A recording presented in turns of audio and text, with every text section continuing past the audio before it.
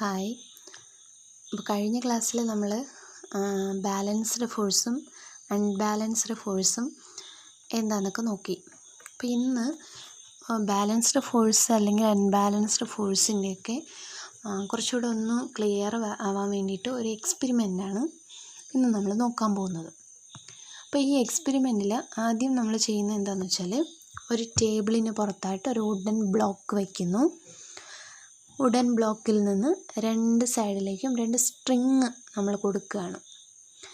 ഈ സ്ട്രിങ്ങിനെ ഈ ടേബിളിൻ്റെ രണ്ട് എൻഡിലായിട്ട് കണക്ട് ചെയ്തിരിക്കുന്ന പുള്ളി വഴി ആ സ്ട്രിങ്ങിനെ എന്ത് ചെയ്തിട്ടുണ്ട്, കണക്ട് ചെയ്ത് വെച്ചിട്ടുണ്ട്. പിന്നീട് നമ്മൾ ചെയ്യാൻ പോകുന്നത്, ഈ പുള്ളി വഴി കണക്ട് ചെയ്തിരിക്കുന്ന സ്ട്രിങ്ങിലേക്ക് ഈക്വൽ വെയ്റ്റ്സ് ആഡ് ചെയ്ത് കൊടുക്കുകയാണ്. ഇവിടെ നിങ്ങൾ നോക്കിയാൽ മനസ്സിലാവും 200 ഗ്രാമും 200 ഗ്രാമുമാണ് ആഡ് ചെയ്തിരിക്കുന്നത്. അതുപോലെ എത്രയാണെങ്കിലും ഒരു ഈക്വൽ വെയ്റ്റ് ആഡ് ചെയ്ത് കൊടുക്കുകയാണ്. അതിനുശേഷം നമ്മൾ എന്ത് ചെയ്യും, ഓരോ സൈഡിലും വെയ്റ്റ് കൂട്ടി കൊടുക്കുന്നു. ഇപ്പോൾ ഇവിടെ 200 ഗ്രാം മാത്രമേ ഉള്ളൂ. നമ്മളതിനെ 400 500 600 ഒക്കെ ആക്കി കൂട്ടി കൊടുക്കുന്നു. അതുപോലെ ലെഫ്റ്റ് സൈഡും കൂട്ടി കൊടുക്കുന്നു. അപ്പോൾ വുഡൻ ബ്ലോക്കിൻ്റെ മൂവ്മെൻറ്റിന് എന്തെങ്കിലും, അല്ലെങ്കിൽ അതിന് ആ മൂവ്മെൻ്റ് ഉണ്ടോ, ആ മൂവ്മെൻറ്റിൻ്റെ സ്പീഡ് എങ്ങനെയാണ് എന്നൊക്കെയാണ് നമ്മൾ എന്ത് ചെയ്യാൻ പോകുന്നത്, നോക്കാൻ പോകുന്നത്. അപ്പോൾ നമുക്കിവിടെ വായിച്ചു നോക്കാം.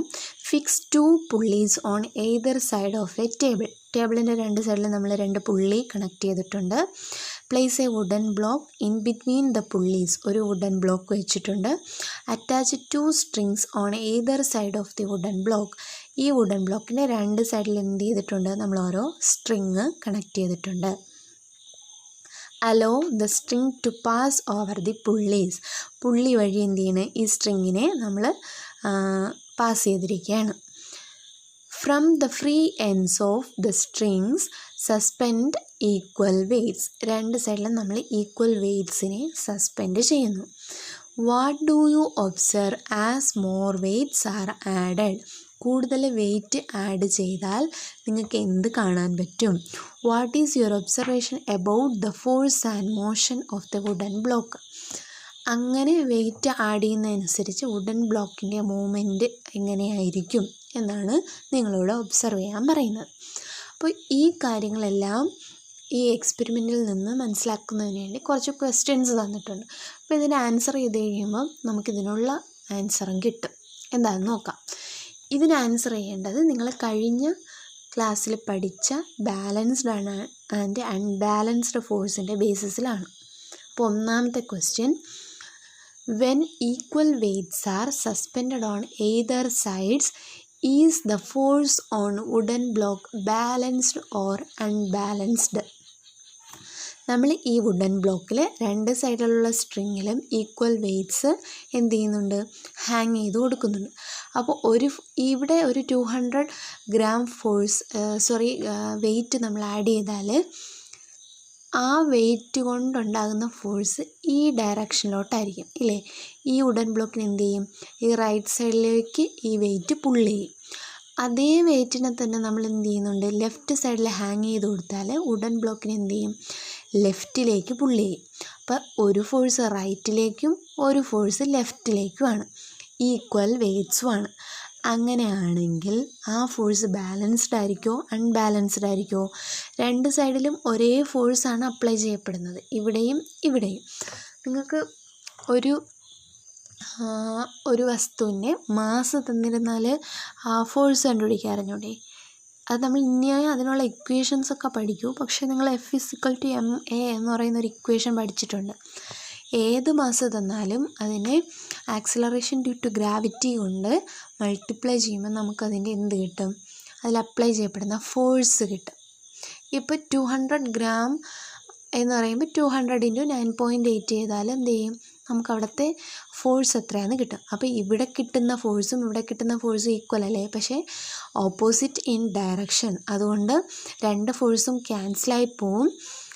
നെറ്റ് ഫോഴ്സ് എത്രയായി പോവും, 0 ആയിപ്പോവും. നെറ്റ് ഫോഴ്സ് 0 ആവുന്ന കേസിന് നമ്മൾ എന്താണ് പറഞ്ഞത്, ബാലൻസ്ഡ് ആണോ അൺബാലൻസ്ഡ് ആണോ? ബാലൻസ്ഡ് ഫോഴ്സാണ് ഇല്ലേ. അപ്പോൾ നമുക്കിവിടെ കിട്ടുന്നത് ബാലൻസ്ഡ് ഫോഴ്സാണ്. Will the wooden block move in the above situation? ഈ പറഞ്ഞ സിറ്റുവേഷനിൽ വുഡൻ ബ്ലോക്ക് മൂവ് ചെയ്യുമോ? ഇല്ല. കാരണം എന്താണ്? രണ്ട് സൈഡിലും ആക്ട് ചെയ്യപ്പെടുന്ന ഫോഴ്സ് സെയിം ആണ്. അതുകൊണ്ട് വുഡൻ ബ്ലോക്ക് മൂവ് ചെയ്യില്ല. Add more weight to one side. ഒരു സൈഡിൽ നമ്മൾ എന്ത് ചെയ്യാണ്? ഫോഴ്സ് അല്ലെങ്കിൽ ഇവിടെയുള്ള വെയിറ്റ് കൂട്ടി കൊടുക്കുകയാണ്. Is the force balanced or unbalanced now?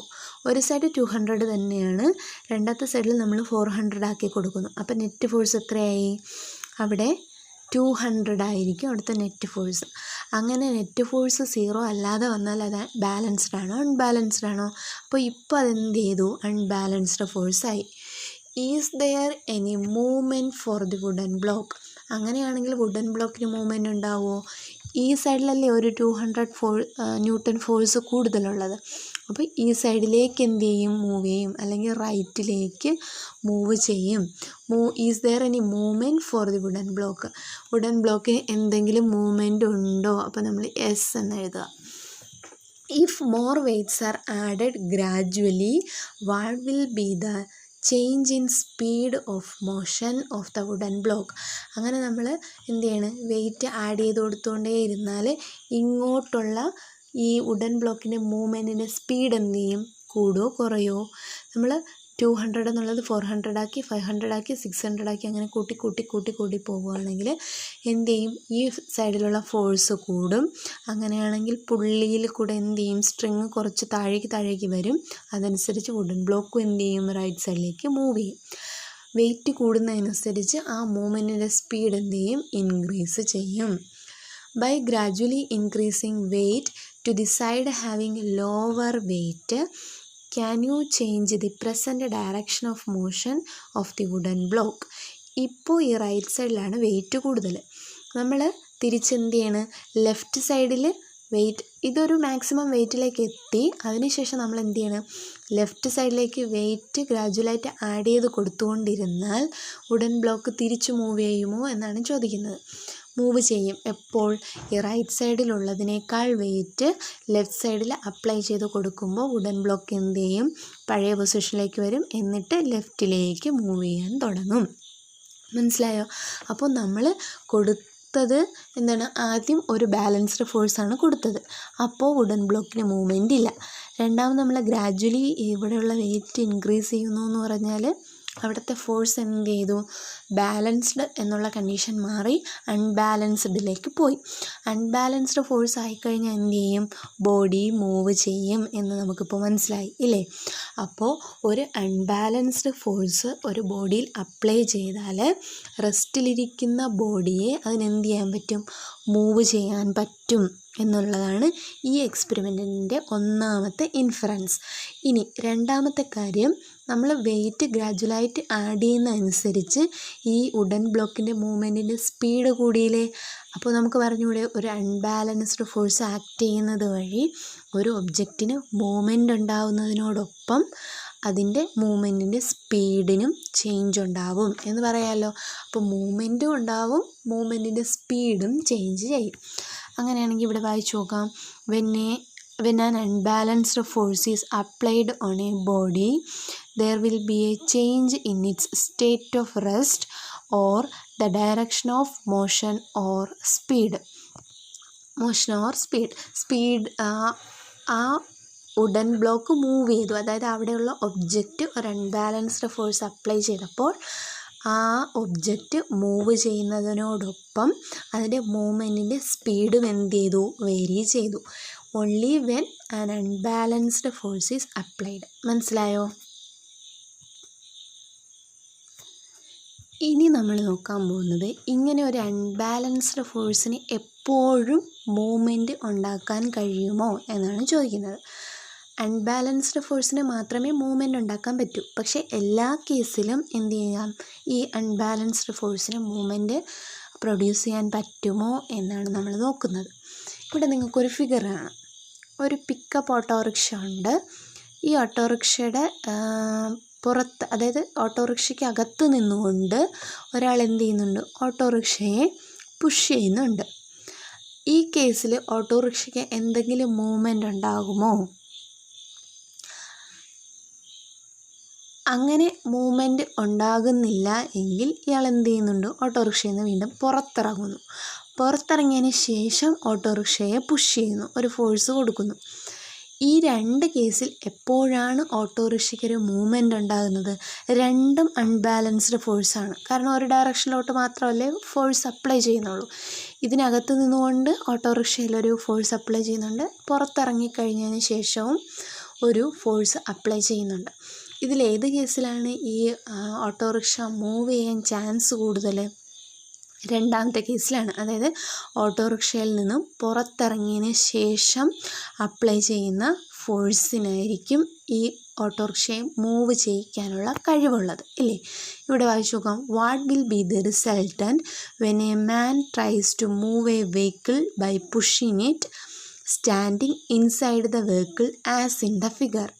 The vehicle moves or the vehicle doesn't move. ഈ കേസിൽ വെഹിക്കിൾ എന്ത് ചെയ്യില്ല, മൂവ് ചെയ്യില്ല. ഇനി അയാൾ പുറത്തിറങ്ങിയതിന് ശേഷം what if the same vehicle is pushed from outside? Outside പുറത്തിറങ്ങിയതിന് ശേഷം അയാൾ ആ ഓട്ടോറിക്ഷയെ പുഷ് ചെയ്യുകയാണെങ്കിൽ ഓട്ടോറിക്ഷയ്ക്കൊരു മൂവ്മെൻറ്റ് ഉണ്ടാവും. ഈ രണ്ട് കേസിലുള്ള വ്യത്യാസം എന്താണെന്ന് വെച്ചാൽ, ഇവിടെ ആദ്യത്തെ ഫിഗർ, അതായത് ആദ്യത്തെ കേസിൽ ഈ ആൾ ഈ വെഹിക്കിളിന് അകത്ത് നിന്നുകൊണ്ടാണ് അതിൽ തന്നെ ഒരു ഫോഴ്സ് അപ്ലൈ ചെയ്യുന്നത്. അങ്ങനെ ഒരു ബോഡിക്കകത്ത് നിന്നുകൊണ്ട് സെയിം ബോഡിയിൽ അപ്ലൈ ചെയ്യുന്ന ഫോഴ്സിന് നമ്മൾ പറയുന്ന പേര് ഇൻറ്റേർണൽ അൺബാലൻസ്ഡ് ഫോഴ്സ് എന്ന് പറയും. Internal unbalanced force. ഇൻറ്റേർണൽ അകത്ത് നിന്നുകൊണ്ട്, മനസ്സിലായോ? അകത്ത് നിന്നുകൊണ്ട് അതിൽ തന്നെ കൊടുക്കുന്ന ഫോഴ്സ് ഇൻറ്റേർണൽ അൺബാലൻസ്ഡ് ഫോഴ്സ്. ഇനി അദ്ദേഹം പുറത്തിറങ്ങിയ ഒരു കാര്യം നമ്മൾ പറഞ്ഞില്ലേ, ആ കേസിൽ പുറത്ത് നിന്നുകൊണ്ടാണ് എന്ത് ചെയ്യുന്നത്, ഈ വെഹിക്കിളിനെ പുഷ് ചെയ്യുന്നത്. അങ്ങനെ പുറത്ത് നിന്നുകൊണ്ട് ഫോഴ്സ് അപ്ലൈ ചെയ്യുന്നതിന് നമ്മൾ പറയുന്നത് external unbalanced force. External means പുറത്ത് എന്നല്ലേ. അപ്പോൾ എക്സ്റ്റേണൽ അൺബാലൻസ്ഡ് ഫോഴ്സ് എന്ന് പറഞ്ഞാൽ പുറത്ത് നിന്നുകൊണ്ട് ഒരു ഫോഴ്സ് അപ്ലൈ ചെയ്യുക. ഒരു ഒബ്ജക്റ്റിൽ ഒരു എക്സ്റ്റേണൽ അൺബാലൻസ്ഡ് ഫോഴ്സ് അപ്ലൈ ചെയ്യുന്ന കണ്ടീഷനിൽ മാത്രമേ അതിന് മൂവ്മെൻ്റ് ഉണ്ടാവൂ. ഇൻറ്റേർണൽ അൺബാലൻസ്ഡ് ഫോഴ്സിന് ഒരു ഒബ്ജക്റ്റിനെ മൂവ് ചെയ്യിക്കാനുള്ള കഴിവില്ല. ഒരു എക്സ്റ്റേണൽ അൺബാലൻസ്ഡ് ഫോഴ്സിന് മാത്രമേ ഒരു ഒബ്ജക്റ്റിനെ മൂവ് ചെയ്യിക്കാനോ അല്ലെങ്കിൽ ഒരു മോഷനിലുള്ള ഒരു ഒബ്ജക്റ്റിൻ്റെ മൂവ്മെൻറ്റിനെ സ്റ്റോപ്പ് ചെയ്യിക്കാനോ പറ്റുകയുള്ളൂ. അപ്പോൾ നമ്മൾ ഒരു വസ്തുവിനകത്തിരുന്നു കൊണ്ട് അതിൽ തന്നെ അപ്ലൈ ചെയ്താൽ എന്ത് പറ്റില്ല, മോഷനൊന്നും നടക്കില്ല. അതിനൊരു എക്സാമ്പിൾ ഇവിടെ പറഞ്ഞിരിക്കുന്നത്, നിങ്ങളൊരു ചെയറിൽ ഇരുന്നു കൊണ്ട് ആ ചെയറിനെ ഉയർത്താൻ ശ്രമിക്കുന്നു. ചെയ്ത് നോക്കിയാൽ മതി. നിങ്ങളെ കൊണ്ട് അതിന് പറ്റുമോ? ഇല്ല. അപ്പം നമ്മൾ ചെയറിലിരിക്കുമ്പോൾ ചെയറും നമ്മളും കൂടെ ചേർന്നതാണ് ഒരു ഫുൾ സിസ്റ്റം എന്ന് പറയുന്നത്. അപ്പോൾ ആ സിസ്റ്റത്തിനകത്ത് നമ്മൾ എത്ര ഫോഴ്സ് അപ്ലൈ ചെയ്താലും അതൊരു ഇൻറ്റേർണൽ ഫോഴ്സാണ്. ഇൻറ്റേർണൽ ഫോഴ്സിന് എന്ത് ചെയ്യാൻ പറ്റില്ല, ആ ബോഡിയെ മൂവ് ചെയ്യിക്കാൻ പറ്റില്ല. അറ്റ് ദ സെയിം ടൈം നമ്മൾ ആ ചെയറിൽ നിന്ന് എണീറ്റതിന് ശേഷം ചെയറിനെ ഒന്ന് ലിഫ്റ്റ് ചെയ്യാൻ ശ്രമിച്ചാൽ നമുക്ക് ചെയറിനെ എന്ത് ചെയ്യാൻ പറ്റും, ലിഫ്റ്റ് ചെയ്യാൻ പറ്റും. അതിൻ്റെ അർത്ഥം അപ്പോൾ നമ്മൾ കൊടുക്കുന്നത് ഒരു എക്സ്റ്റേണൽ അൺബാലൻസ്ഡ് ഫോഴ്സാണ്. അപ്പോൾ ഒരു എക്സ്റ്റേണൽ അൺബാലൻസ്ഡ് ഫോഴ്സിന് മാത്രമേ എന്ത് ചെയ്യാൻ പറ്റൂ, ഒരു ബോഡിയെ മൂവ് ചെയ്യിക്കാനോ അല്ലെങ്കിൽ മൂവ് ചെയ്തുകൊണ്ടിരിക്കുന്ന ഒരു ബോഡിയെ റെസ്റ്റിലാക്കാനോ പറ്റുകയുള്ളൂ. മനസ്സിലായോ? അപ്പോൾ ഇപ്പോൾ നമ്മൾ നോക്കിയത് ഒരു അൺബാലൻസ്ഡ് ഫോഴ്സിൻ്റെ ഒരു എക്സ്പെരിമെൻ്റൽ എക്സ്പ്ലനേഷൻ നോക്കി. അതിൽ നിന്ന് നമ്മൾ രണ്ട് ഇൻഫറൻസിലെത്തി. എന്തൊക്കെയാണ്? ഒരു അൺബാലൻസ്ഡ് ഫോഴ്സിന് മാത്രമേ എന്ത് ചെയ്യാൻ പറ്റൂ, ഒരു ബോഡിയെ മൂവ് ചെയ്യിക്കാൻ പറ്റൂ. മാത്രമല്ല ബോഡിയുടെ മൂവ്മെൻറ്റിൻ്റെ സ്പീഡിനെയും എന്ത് ചെയ്യുന്നുണ്ട്, അൺബാലൻസ്ഡ് ഫോഴ്സ് ഡിപ്പെൻഡ് ചെയ്യുന്നുണ്ട്. രണ്ടാമത് നമ്മൾ പറഞ്ഞത് ഒരു ബോഡിയിൽ ആക്ട് ചെയ്യുന്ന ഇൻറ്റേർണൽ അൺബാലൻസ്ഡ് ഫോഴ്സിനെയും എക്സ്റ്റേണൽ അൺബാലൻസ്ഡ് ഫോഴ്സിനെയും കുറിച്ചാണ്. എക്സ്റ്റേണൽ അൺബാലൻസ്ഡ് ഫോഴ്സിന് മാത്രമേ എന്ത് ചെയ്യാൻ പറ്റൂ, ആ ബോഡിയെ മൂവ് ചെയ്യിക്കാൻ പറ്റൂ. മനസ്സിലായോ? Thank you.